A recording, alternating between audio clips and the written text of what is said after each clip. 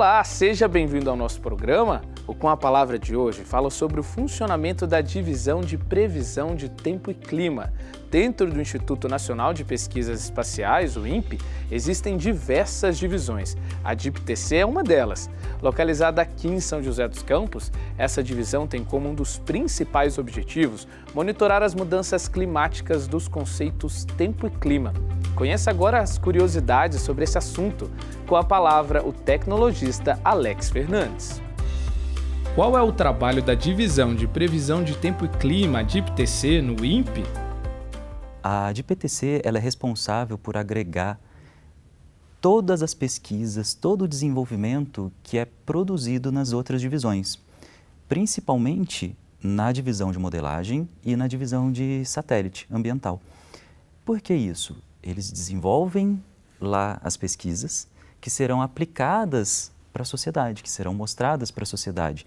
E a gente precisa mostrar isso todos os dias. A gente precisa produzir esses dados todos os dias, de forma rotineira, várias vezes por dia, dependendo. Então, essa divisão ela é responsável por isso, por produzir esses dados que vieram da pesquisa, de desenvolvimento, de inovação, e precisa de uma execução rotineira. Então, a gente faz essa execução rotineira, a gente produz produtos, novos dados a partir daqueles que vieram da pesquisa, por exemplo, para clientes, para parceiros que precisam desses dados. Tem dados de estimativas de satélite, por exemplo, estimativa de chuva. A gente pode falar também a parte de cobertura de nuvens por satélite. Os dados de modelos numéricos de previsão de tempo. E por isso o nome da divisão. Por quê? Porque nós produzimos esses dados de previsão de tempo e de clima.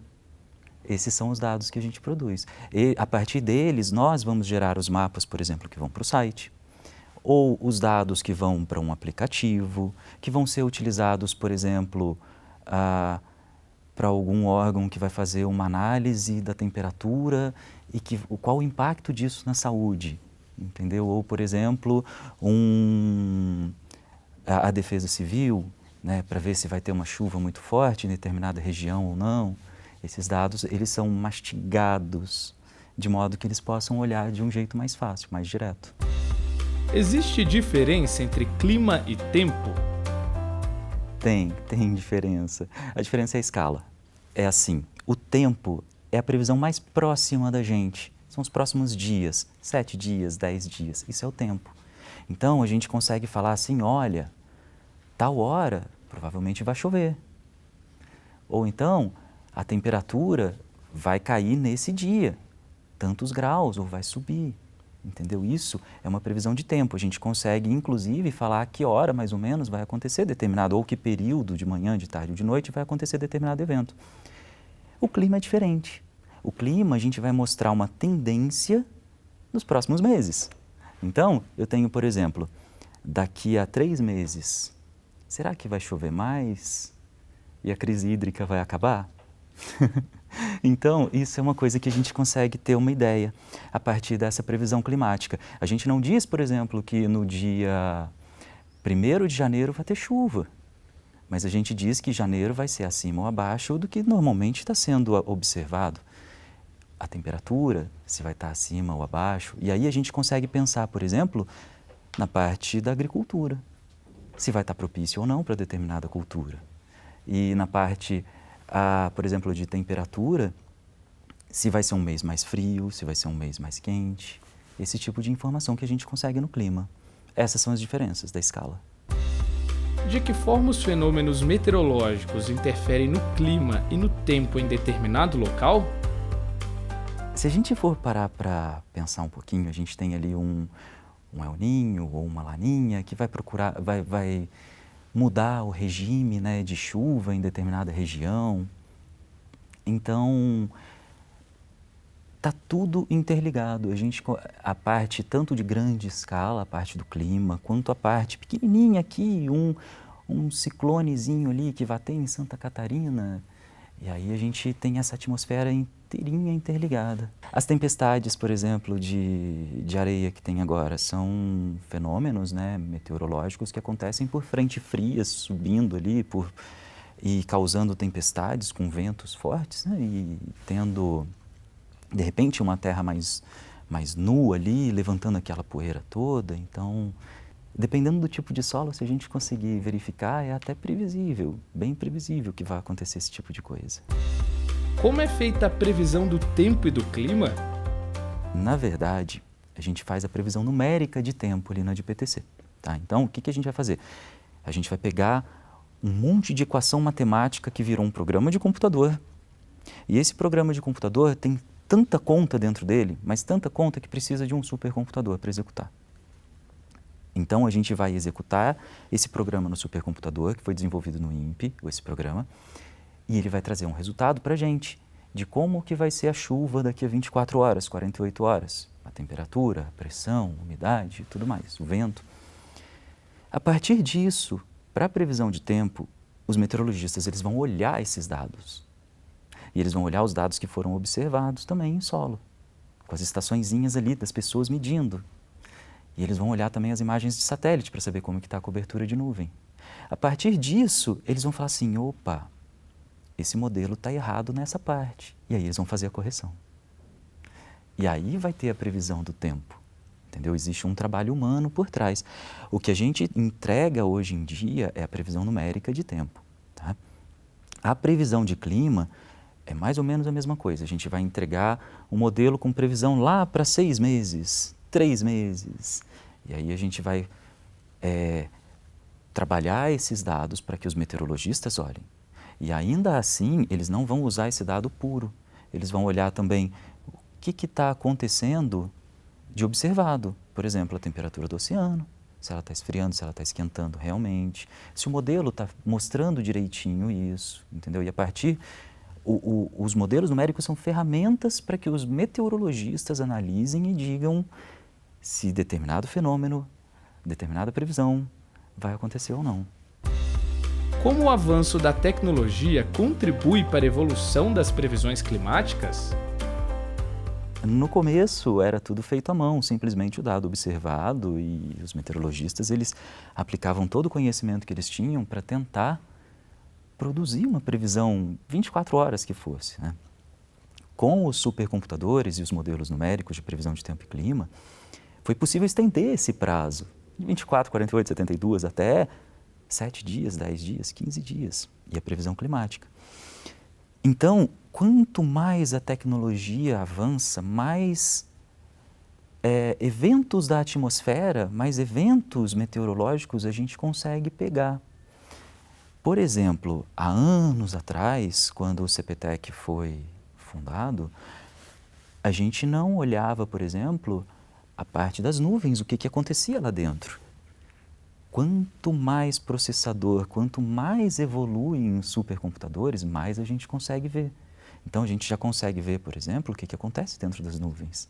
A gente consegue ver, por exemplo, a parte de dispersão de poluente, a queimada que tem ali no Acre, que vem para cá, a gente consegue ver com perfeição para onde ela vai e os efeitos que ela causa. Então, a tecnologia é fundamental, é determinante para que a gente consiga melhorar a previsão do tempo e evoluir nas nossas pesquisas. Isso é no mundo inteiro, é uma tendência. E nesse primeiro bloco entendemos melhor sobre o funcionamento do Instituto Nacional de Pesquisas Espaciais, o CPTEC, e como o avanço da tecnologia tem um papel fundamental para a evolução das previsões climáticas. No próximo bloco vamos ouvir sobre o desenvolvimento e a criação da instituição. Voltamos já!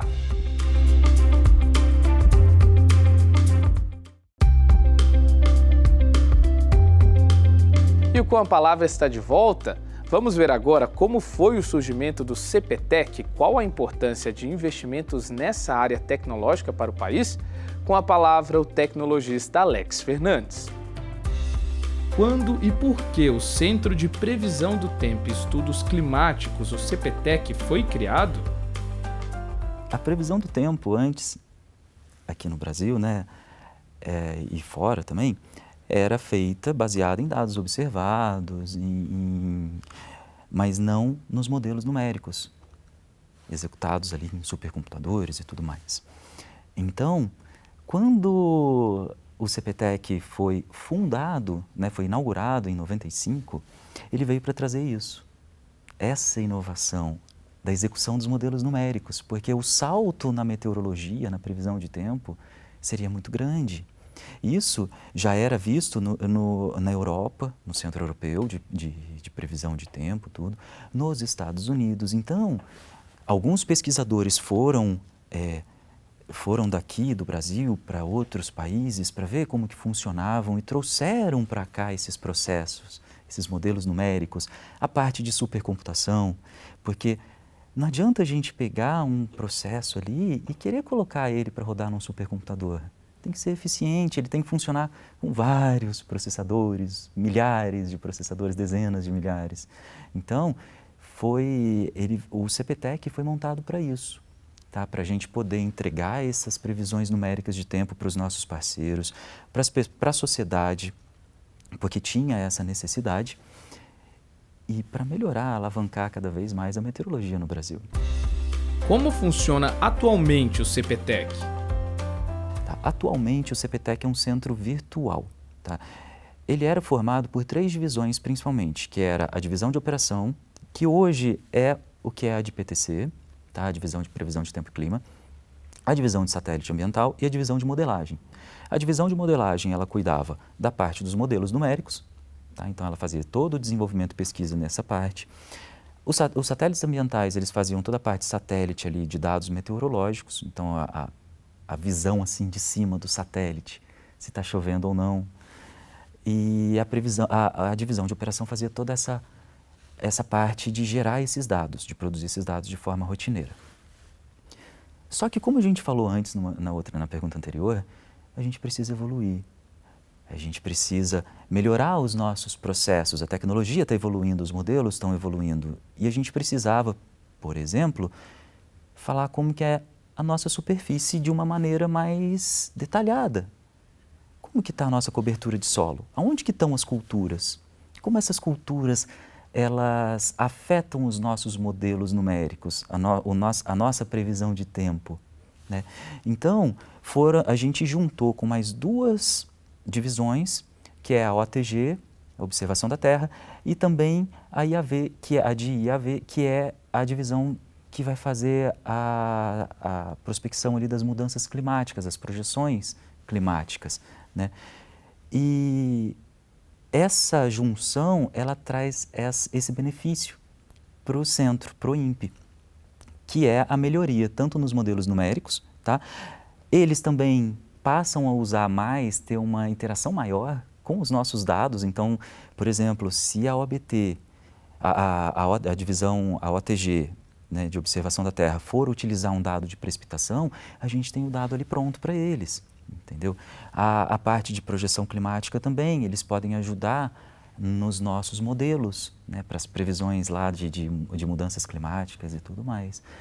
Então, o CPTEC é um centro virtual hoje em dia e essas 5 divisões que eu citei, a de IAV, a de OTG, de PTC, de MNT e de SSN, estão todas embaixo da Coordenação Geral de Ciências da Terra.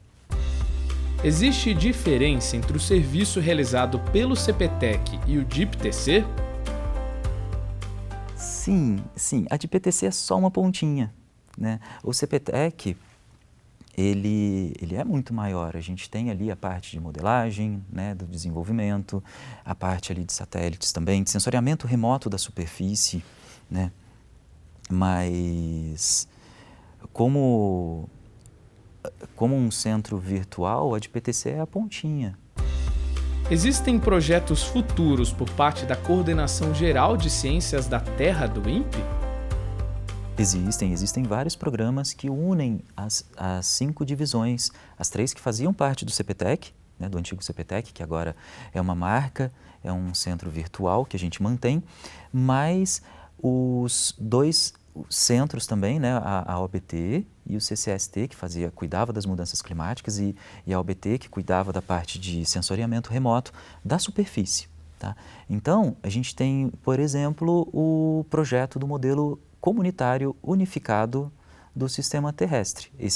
Ele é comunitário porque toda a comunidade pode participar, é um programa de código aberto, é um software de código aberto.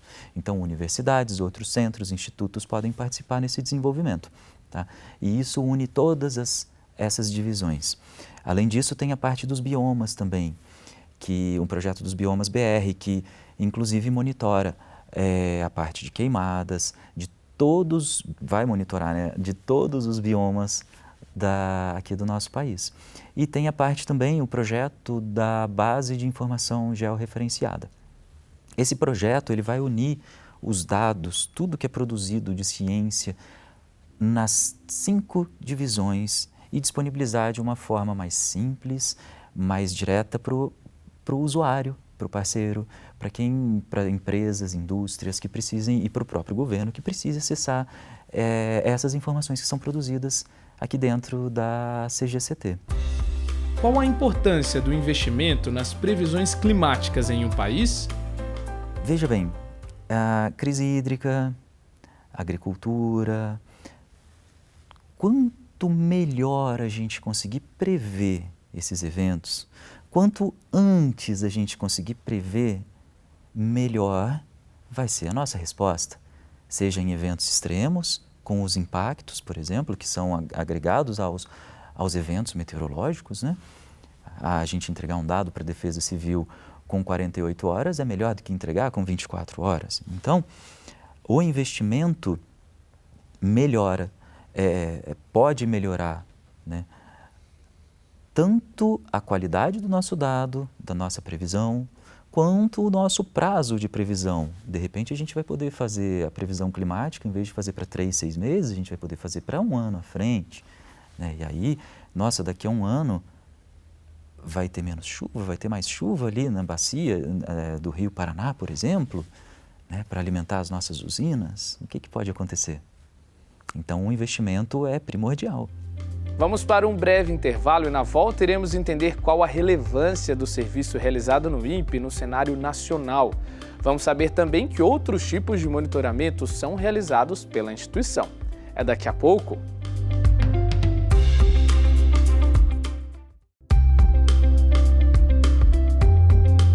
Estamos de volta. Neste último bloco do Com a Palavra, veremos a importância do trabalho realizado pelo INPE nas principais regiões do país.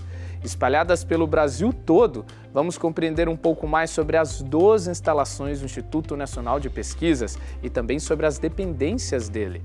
Com a palavra, o tecnologista Alex Fernandes.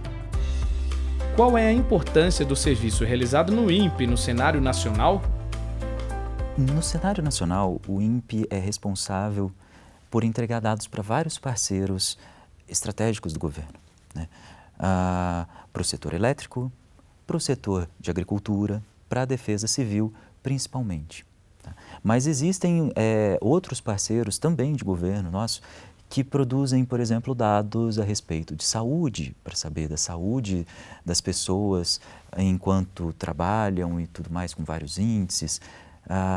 Na parte também de seca, né, a gente também produz dados determinantes por causa dos modelos de clima, né, e também do monitoramento mesmo, da parte de satélite, que a gente consegue ver, por exemplo, aonde que está chovendo com uma resolução espacial mais precisa. Imagina assim, a gente tem uma fotografia, tá, o nosso retrato. E nessa fotografia, eu vou deixar um fundo preto e 10 pontinhos no meu rosto. Você consegue saber que é um rosto humano? Não. Agora, se a gente tem um satélite, todos os pontinhos vão estar preenchidos porque ele vai estar olhando de cima e ele vai conseguir ver tudo. É muito importante isso para a gente. E aqueles pontinhos que eu falei ali, os 10 pontinhos para saber se é um rosto humano ou não, eles seriam as nossas estações meteorológicas aqui embaixo na superfície. Existem espaçamentos muito grandes. Às vezes a gente vê chovendo aqui num bairro, mas no bairro do lado não está chovendo. E aí? Como que funciona essa observação? Então o satélite ele traz essa definição melhor do que está acontecendo na atmosfera, na superfície para a gente, né? E esses dados são de extrema importância para vários centros, vários institutos e para a própria sociedade também. Várias empresas costumam pegar os nossos dados para vários serviços. Quantas instalações o Instituto Nacional de Pesquisas Espaciais possui? O INPE possui várias instalações, tá? Maranhão, Ceará, Rio Grande do Sul, São Paulo, né? No estado de São Paulo aqui, com Cachoeira Paulista e São José dos Campos, no Pará também, e Cuiabá, Mato Grosso. E a maioria dessas instalações, elas servem para fazer a parte de rastreio de satélites, para receber os dados, né, dos satélites, que tem as passagens por aqui. São José dos Campos é o centro, né, é a instalação principal, e Cachoeira Paulista é onde fica o prédio do CPTEC mesmo. Quais outros tipos de monitoramento são feitos no INPE? Então, o INPE, além do monitoramento ali da parte de superfície e atmosfera, né, a atmosfera ali na parte meteorológica e tudo mais, também faz monitoramento do clima espacial, da atividade solar e tudo mais. E outros monitoramentos também, a parte de queimadas, né? E essas queimadas, esse monitoramento das queimadas por satélite, inclusive servem de entrada para modelos numéricos no CPTEC. Tá? Na DPTC. Esses modelos, eles vão fazer o quê? Eles vão olhar a queimada, aonde que está queimando, e vão ver para onde está indo aquela fumaça, aquela dispersão. E aquela dispersão dos poluentes que estão naquela fumaça, que veio da queimada, elas têm uma influência na meteorologia, tá? Na atmosfera. Elas mudam o balanço energético, a radiação que está chegando aqui na superfície. Então, são processos muito importantes para a gente.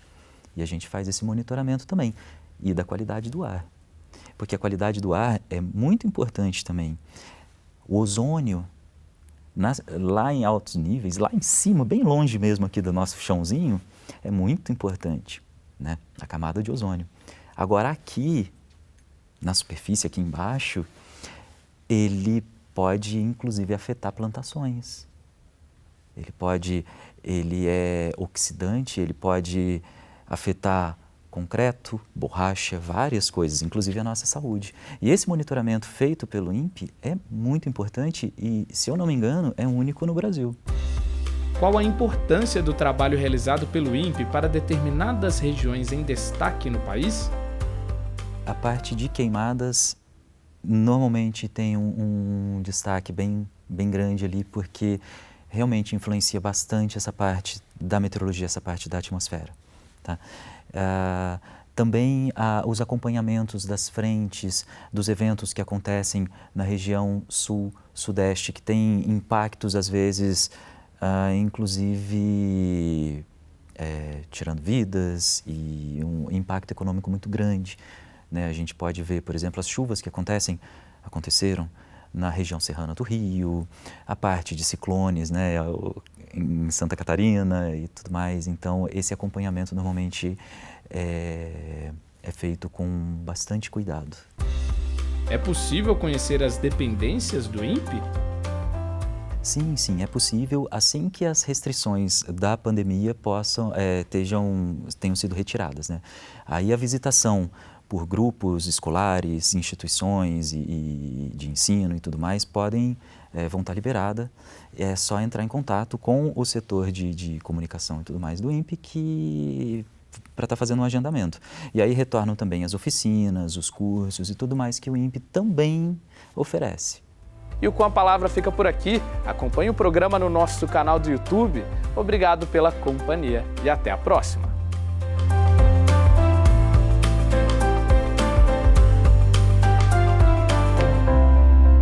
E para você que acompanha os nossos programas e gosta de estar por dentro dos assuntos da cidade e também do trabalho dos vereadores, se inscreva no nosso canal e confira tudo o que acontece aqui na TV Câmara. E se você gostou do nosso conteúdo, não esqueça de curtir nossos vídeos. Deixe aqui o seu like. Deixe o seu comentário e ative o sininho para ser avisado de todas as novidades.